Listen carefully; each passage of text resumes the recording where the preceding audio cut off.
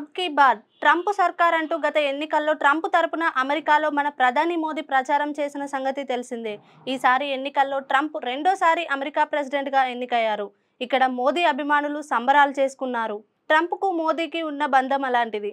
గతంలో ఏ భారత ప్రధాని అమెరికన్ ప్రెసిడెంట్లు చేయని విధంగా వీరిద్దరి తీరు మనం చూసాం. ఫోటోలకు ఫోజులు, ఆలింగనాలు, కలిసి భోజనం చేయడం, ఇలా తెగ పబ్లిసిటీ ఇచ్చారు.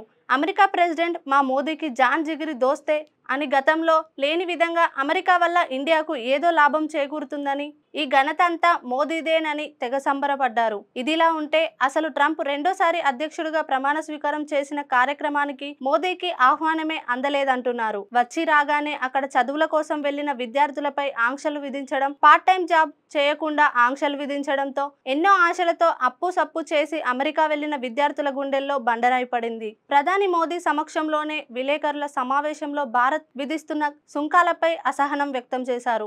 భారత్ అమెరికా ఆటో ఉత్పత్తులపై సుంకాలు అధిక శాతం విధిస్తోందని ఆగ్రహం వ్యక్తం చేశారు.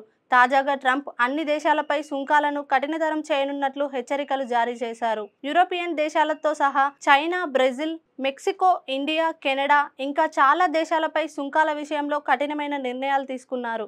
అవి ఏప్రిల్ 2 నుండి అమలు కానున్నాయి. ఏ రెండు దేశాల మధ్య అయినా సంబంధాలు వ్యక్తిగత సంబంధాలతో ముడిపడి ఉండవని ఇక్కడ మనం అర్థం చేసుకోవాలి. అమెరికాను రిపబ్లికన్లు ఏలినా, డెమోక్రాట్లు ఏలినా ఫరక్ ఏం పడదు. ఏ పార్టీ అయినా, ఏ నాయకుడైనా తమ స్వీయ ప్రయోజనాలే ముఖ్యం. ఆ విధంగానే వారి పనితీరు, పాలసీలు ఉంటాయి. అందులో అందరి మీద పెత్తనం చెలాయించే అమెరికా ఎంతకైనా తెగిస్తుంది. అంతర్జాతీయ సంబంధాలపై అవగాహన ఉన్నవారికి మాత్రమే ఇది అర్థమవుతుంది. ఇప్పటికైనా అమాయకంగా సోషల్ మీడియాను ఫాలో అయ్యేవారు ఈ విషయం అర్థం చేసుకోవాలి.